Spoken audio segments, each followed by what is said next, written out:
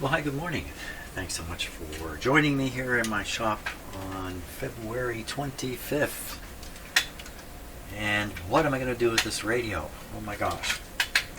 So, actually just before starting this video, I spent a little bit of time thinking about this. Actually, I've been thinking about it since the end of yesterday's session. What am I going to do next with this radio?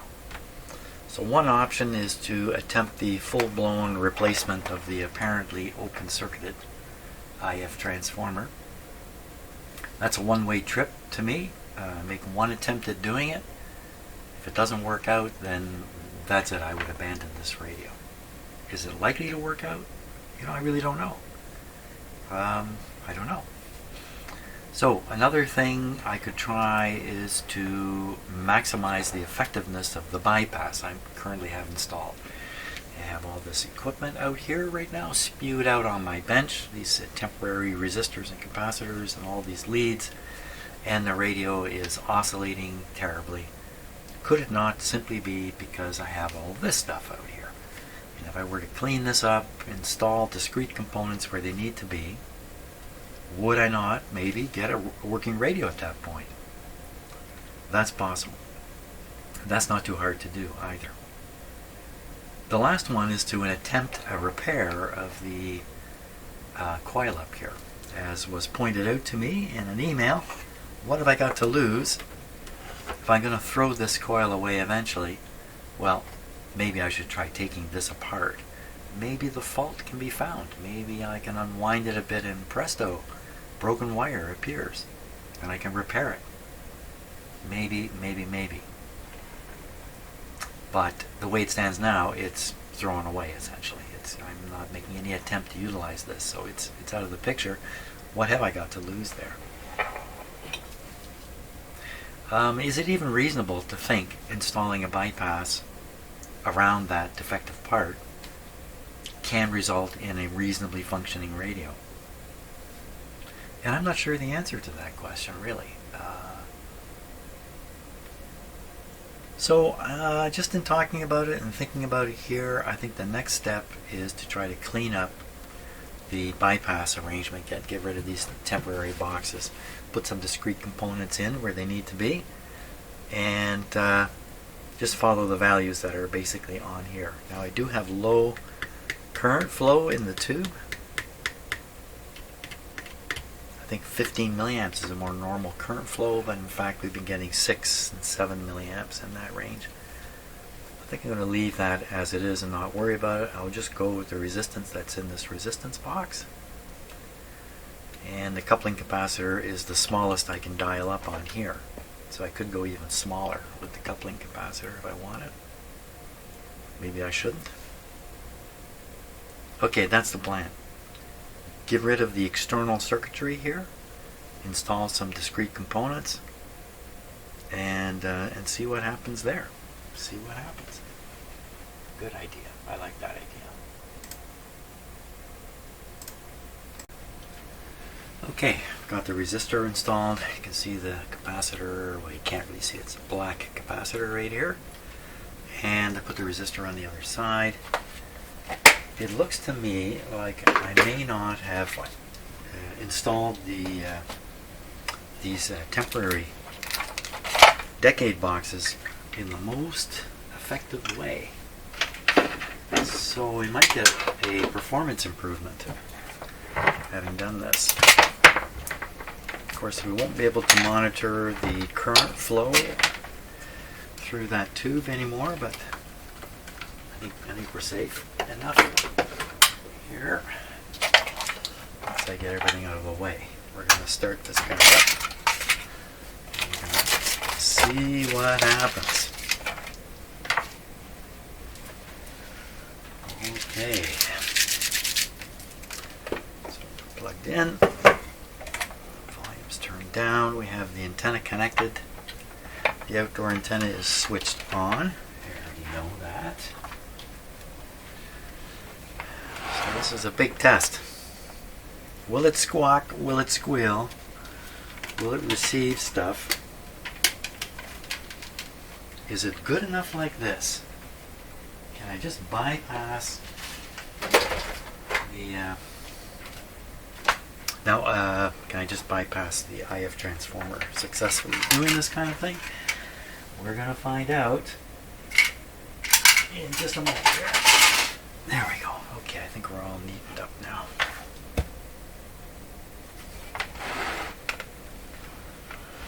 Okay, now dim bulbs. Keep your eyes on the dim bulbs over there, where Dr. Ganesh is taking care of us. Here we go.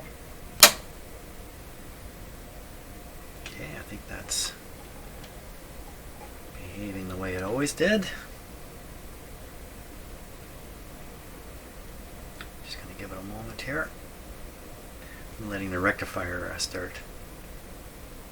You can see the bulb getting brighter over yonder, so we know it's good to go. We're on the broadcast band. What do you hear? Yes, yes, yes, yes. Doesn't that sound nice? The tune.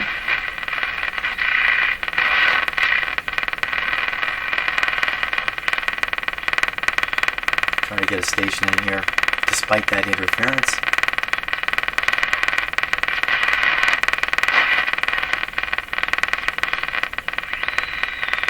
There'll be lots of alignment issues. We'll put the ground on for the antenna. Wow, that ever quieted down. Turn it up.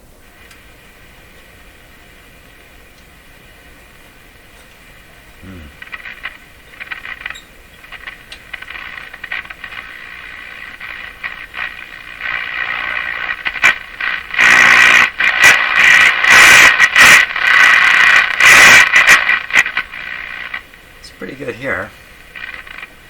It's probably an alignment issue with it. Unfortunately, the stations I can receive are down here, if this thing is at all. Still doing this thing?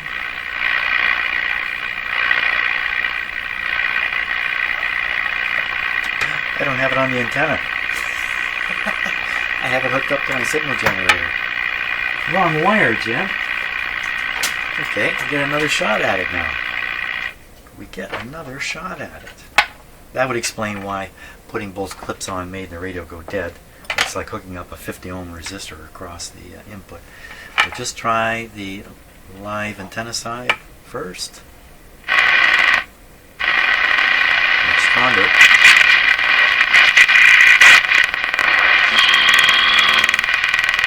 Come on, right in here. There it is.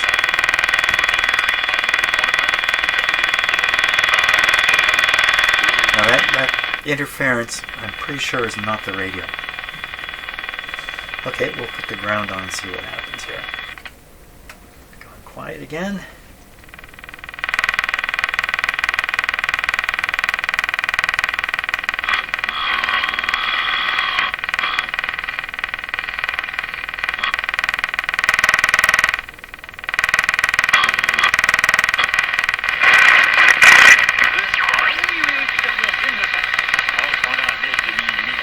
That's the French station. So that's the station I use to test radios to see if they're up to snuff. If you can pick up this French station, it's pretty good. That's pretty good.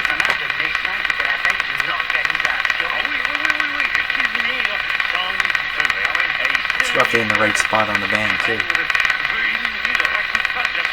Okay, let's give it a works. Now we're going to switch to the shortwave bands. The first band is around 9 megahertz.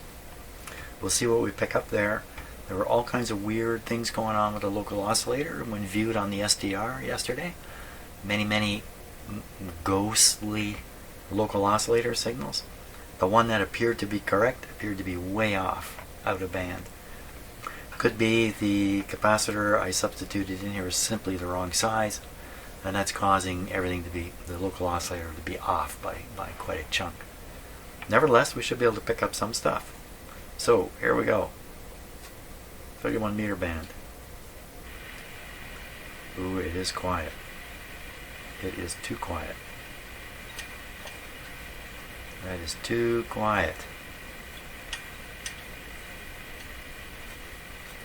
Okay, we'll take the ground off of here.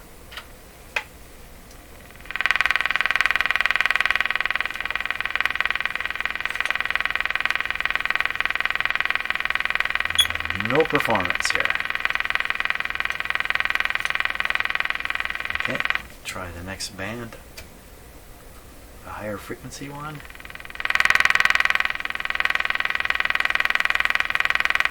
Hello, man, come on.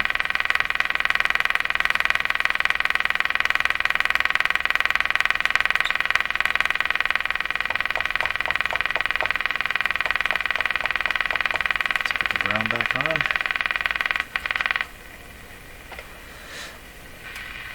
Volume up full.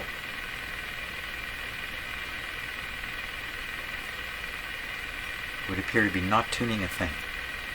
Would appear to not have a local oscillator again. Okay, we'll take a look. We'll take a look with the SDR and see what's happening here.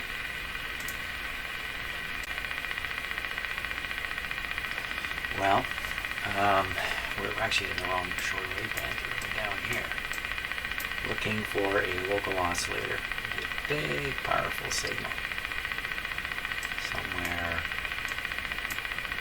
Here, I didn't see anything anywhere. Okay, let me just check and see. You know what? Didn't I find that the band switch was good? Oh my gosh, that's right. It's the band switch here. So I'm wiggling the band switch a little bit. Now I'll tune the radio. Well, there's a whopper of a local oscillator there now.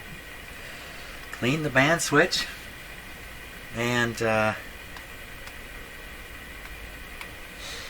try receiving something with this, like this. Okay, local oscillators there. Still don't hear any. I'm expecting some conversion to take place. I'll keep an eye on the local oscillator here. That's definitely there. It's running right around 15,300. So why no mixing? Oh, let's take the ground off here.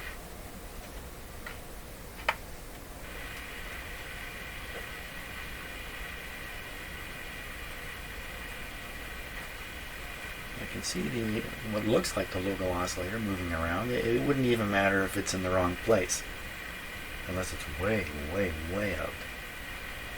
Why are we not hearing a thing?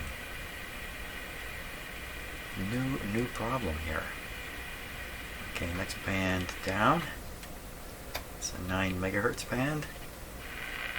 There's definitely, I could see harmonics up in 15 megahertz. So there's something happening. Oh. It sounds like dirt.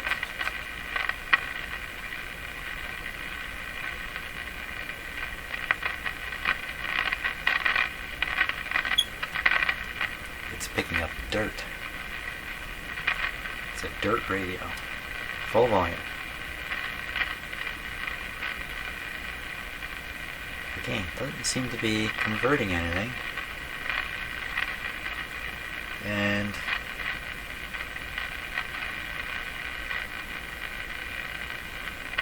so the radio could be so far out of alignment that the signal can't get through because of that, but that's not very likely.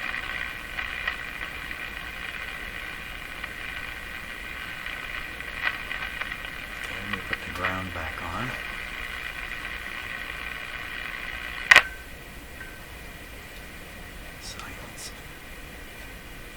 So what's going on here? Because the broadcast band works. We heard it. Still something more going on with the shortwave side of things. Okay, I think I'm going to call it quits there for today. Tomorrow we'll look more closely into why the shortwave band is not performing, because I don't see why it shouldn't. I would like it to. I'm right there, aren't I? The AM side, surprisingly good. So thanks a lot for watching, and we'll see you tomorrow.